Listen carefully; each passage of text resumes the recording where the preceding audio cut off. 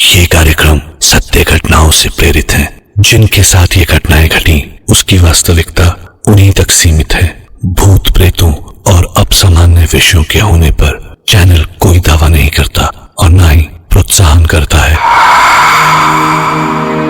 जिंदगी नाम की एक पहेली कभी कभी हमारे सामने कुछ ऐसे सवाल खड़े कर देती है जिनसे रूबरू होते ही दिमाग आश्चर्य से भर जाता है, दिल भरोसा नहीं कर पाता, खून जम जाता है। आज मैं एक ऐसा ही किस्सा लेकर आया हूं जो कहानी और किस्सों से निकलकर असल जिंदगी में हुआ और जिसने हर उस इंसान की रूह को डरा दिया जिसने भी ये सुना। सिर्फ एक हिदायत देता हूं कि अगर आप घर में अकेले हैं कि इसे सुनने से पहले अपने घर के खिड़की दरवाजों को एक बार अच्छी तरह से चेक कर लें कि वो ठीक से बंद भी हैं या नहीं। मैं डॉक्टर नागर, पेशे से मनोवैज्ञानिक और पैशन से ह्यूमन माइंड का फैन, हर रात आपके पास लेकर आता हूं मुझसे मिले कुछ लोगों की आप बीती, कुछ घटनाएं जिन्हें सुनकर आप सोचने पर मजबूर हो जाते हैं।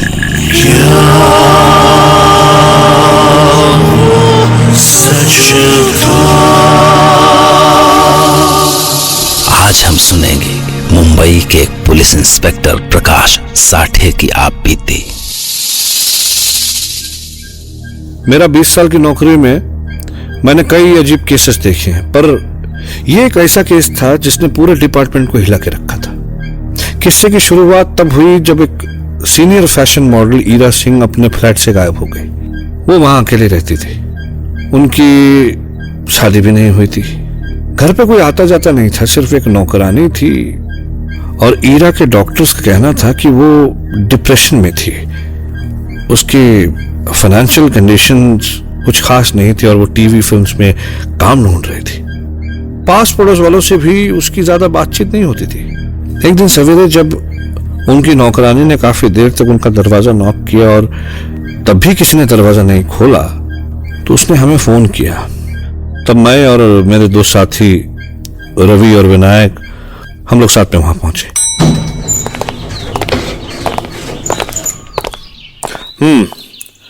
आखिरी बार तुमने उसको कब देखा था? साहब, कल मैं उनके घर से शाम को 8 बजे के आसपास निकली थी। तो वो शाम को घर पर ही रहती थी या कभी कहीं आती जाती भी थी? ना साहब ना, मैं उनका खाना बना के गई थी, वो तो घर पर ही रहती थी। ठीक है, तुम जा सकती हो। जोखम साहब, मैं बिल्डिंग के गार्ड से बात करके आया हूँ, उसने ईरा जी को कहीं आते या जाते नहीं देखा। तो फिर कहां गई होगी? विनायक, कॉल रिकॉर्ड चेक कर और सारे पुलिस स्टेशन को खबर कर। पूरे शहर में कहीं ईरा की कोई खबर नहीं थी। हमने हर जगह खोजा पर कहीं नहीं मिले। पर केस पेचीदा तब हुआ जब उसी दिन रात को क्या उठे, फिर से वो दिखे तो तुम चुपचाप उसका पीछा करना। क्या हुआ? विनायक, हमें अभी यहां से चलना होगा, चल।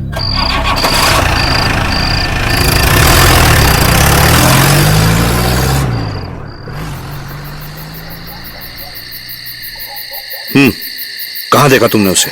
साहब, अभी थोड़ी देर पहले पीछे की तरफ देखा, अजीब हालत में थी, पूरे मुंह पे खून लगा था साहब।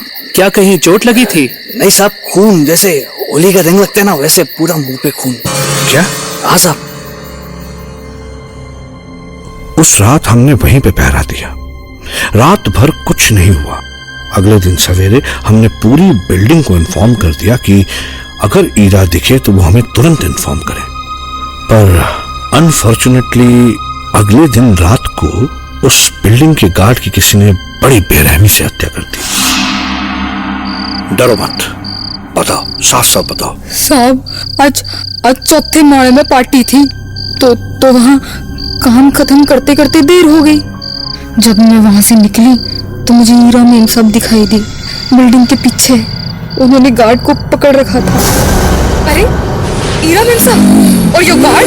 बचाओ बचाओ बचाओ, सुशीला पुलिस को फोन कर, बचाओ बचाओ मेम साहब, बचाओ। मेम साहब, पुलिस आपको खोज रही है, चली जा, चली जा, नहीं तो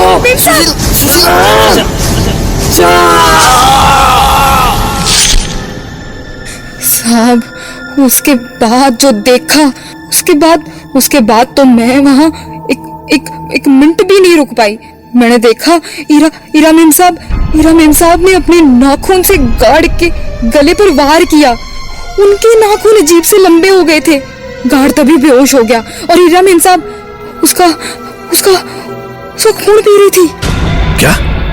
ठोकर फिर लौटते सब। साहब, मैं झूठ ना बोल रही, सच कहूं साहब, मेरी बात मानो। सुशीला के साथ हम उसी जगह गए जहां उसने ईरा को देखने का क्लेम किया था। शी वॉज राइट, उस गार्ड की बॉडी वहीं पड़ी थी। हमने लाश की प्राइमरी फॉरेंसिक जांच के बाद बॉडी को पोस्टमार्टम के लिए भेज दिया, पर उस जगह काफी खून था और जिस बेरहमी से उस गार्ड की मौत हुई थी वो कोई मामूली बात नहीं थी। सुशीला इस गुनाह की इकलौती चश्मदीद थी, पर ईरा ऐसा क्यों कर रही थी?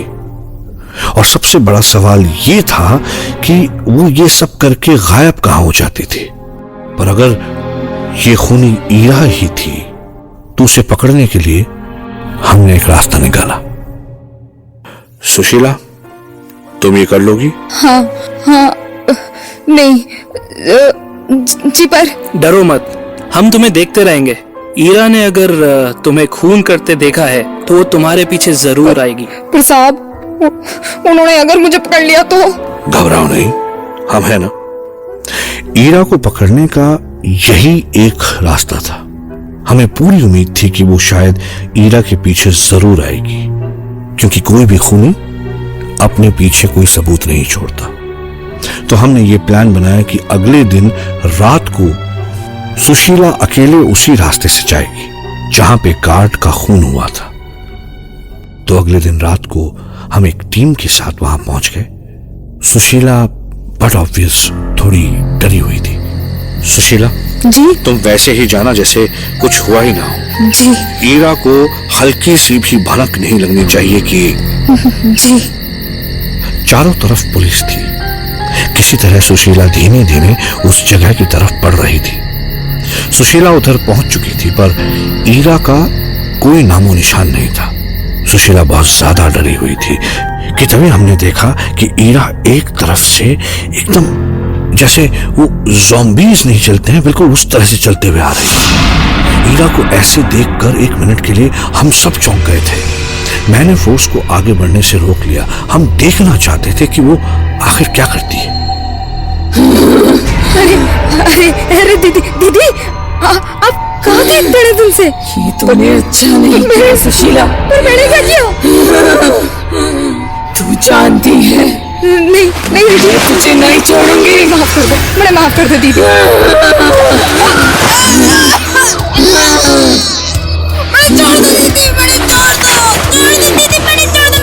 अच्छा नहीं किया सुशीला।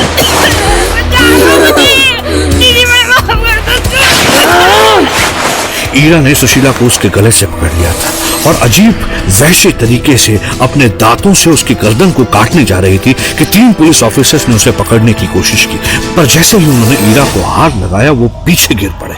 ईरा के पास अचानक न जाने कहां से इतनी शक्ति आ गई थी, ये सोचकर हम वाकई हैरान थे। वो उठ के वापस आ गए, और उसके बाद जो हुआ, उसके बाद अचानक ईरा वहां से गायब हो गई। कहां गई?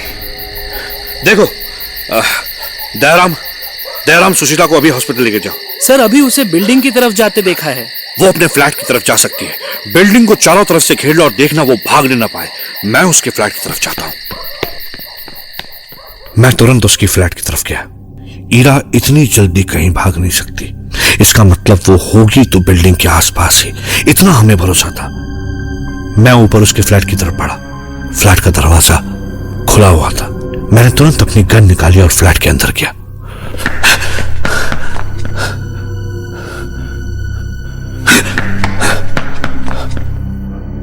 ईरा, बेहतर होगा तुम बाहर आ जाओ।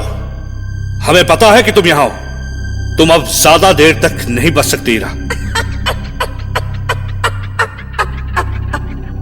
तो हमेशा से ही यही थी। हीरा, डोंट एक्ट फनी। तुम जहां भी हो सामने आओ अभी। मेरे इतने बोलते ही 3-4 कांस्टेबल और ईरा के फ्लैट में आ गए। अजीब सी हालत थी उस फ्लैट की। हर जगह खून के निशान, बॉटल्स में खून, जमीन पे खून, दीवारों पे खून के धब्बे। अजीब सी बदबू आ रही थी उस पूरे फ्लैट से। मैंने कांस्टेबल से बोला कि हर कमरे की तलाशी ले। वो ईरा यहीं कहीं होगी। सर, पूरा घर देख लिया, वो कहीं नहीं है। तो हमेशा से ही यही थी। वो यही इसी फ्लैट में है। ध्यान से देखो। ईरा, तुम जहां भी हो बाहर आ जाओ। This is the last warning. तुम जानती हो अच्छी तरह से कि तुम हमसे बच नहीं पाओगी। सर, समझ नहीं आ रहा है, पर पूरा फ्लैट देख लिया, पता नहीं आवाज कहां से आ रही है। हर कमरा, बाथरूम, स्टोर रूम सब देख लिया, पर वो कहीं दिख ही नहीं रही है। She has to be here. उसको यही होना चाहिए। लगातार ईरा की हंसने की आवाज आती रही, पर वो कहीं भी दिखाई नहीं थी। मैंने खुद हर एक वो जगह देखी जहां वो हो सकती थी, बट शी wasn't there. दिमाग उलझ रहा था, रीजंस और लॉजिक्स फेल हो रहे थे कि तभी एक कांस्टेबल की चीखने की आवाज आई। सर! हम तुरंत भागते हुए अंदर गए तो तुझ देखा, वो आज भी हमें सिरा जाता। एक कांस्टेबल वहां फ्लोर पर गिरा था। उसके गले से बहुत खून बह रहा था। वो दर्द से चीख रहा था। क्या हुआ तुम्हें? तो कहाँ है वो? कहाँ वो? तुम्हें कुछ नहीं हुआ? बताओ कहाँ है वो कांस्टेबल बार बार ऊपर की तरफ हाथ दिखा रहा था, जैसे कुछ बताना चाह रहा हो। हम समझ नहीं पा रहे थे कि वो कहना क्या चाह रहा है कि तभी ऊपर से खून की एक बूंद आके नीचे गिरी और हमने जैसे ही ऊपर देखा तो हमारे पैरों के नीचे से जमीन खिसक गई। हमने देखा कि ईरा ऊपर सीलिंग में बैठी है, जैसे कोई छिपकली दीवार से चिपकती है, बिल्कुल वैसे। उसके पूरे मुंह में खून लगा हुआ है, हाथों में खून, शरीर में खून। तुरंत 2 कांस्टेबल ऊपर चढ़े और उसे पकड़ लिया। वो लगातार हंसती जा रही थी। अजीब सी डरावनी, अजीब सी ईरी सी आवाज, जैसे वो हमारा मजाक उड़ा रही। तुम्हें लगा तुम मुझे पकड़ पाओगे? हाथ पड़ गया। इसके हाथों में Now you can't escape, Heera, not anymore. मैंने खुद उसके हाथ पकड़े थे। वो बर्फ से भी ज्यादा ठंडी थी। उसके नाखूनों में खून लगे थे। वो चुपचाप चल रही थी कि अचानक जोर से हंसी और फिर ऊपर की तरफ भागी। पकड़ो उसे, ऊपर की तरफ जा रही है। नहीं पकड़ पाओगे। हम सब उसके पीछे टेरेस की तरफ भागे। टेरेस का दरवाजा खुला था। ईरा टेरेस के बालकनी की तरफ गई और उसने मुड़कर हमारी तरफ देखा, जोर से हंसी, फिर छत से उसे छलांग लगाई। मैं उसके पीछे भागा और मैं चिल्लाया, रुको रुको। पर जैसे ही मैंने नीचे देखा, देयर वाज नो वन, वहां कोई नहीं था। आखिर वो कूदी तो गई कहां? और तभी मेरी नजर छत के कोने में पड़ी एक डेड बॉडी पर गई। उससे सड़ने की स्मेल आ रही थी। शायद 10-15 दिन से ऊपर हो चुके थे उसे मरे हुए। हम जैसे ही वहां गए तो हमको एहसास हुआ कि वो ईरा की डेड बॉडी थी। पर अगर ईरा यहां मरी हुई थी तो वो कौन थी जिसने इतने खून किए? वो कौन थी जिसने अभी छत से छलांग लगाई? ये सब क्या था? देख के भी दिमाग मानने को तैयार नहीं था। इस वारदात ने मुझे इतना झकझोर दिया था कि इसके बाद मैं कुछ दिनों के लिए छुट्टी पे चला गया।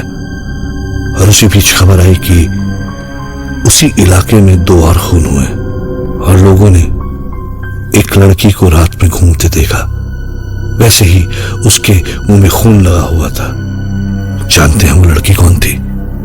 नहीं, वो ईरा नहीं, वो सुशीला थी। तो क्या ईरा के बाद सुशीला ने वो खून करने शुरू कर दी थी?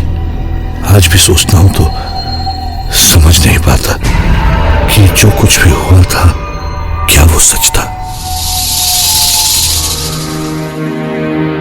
जो हो के भी न हो और जो ना हो के भी हो, क्या ऐसा मुमकिन है? प्रकाश एक एक्सपीरियंस्ड पुलिस ऑफिसर हैं और ये उनकी आप बीती है। एक औरत जो लोगों को मारकर उनका खून पीती है और वो खुद भी मरी हुई पाई जाती है।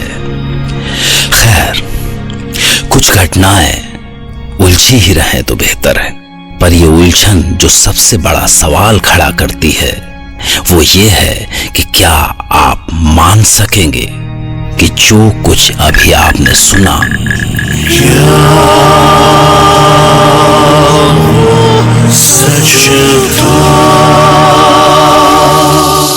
खैर, मैं डॉक्टर नागर कल रात आपसे फिर मिलूंगा एक नई सच्ची घटना के साथ। और एक आखिरी बात, रात को घर से मत निकलिएगा। Good night, take care.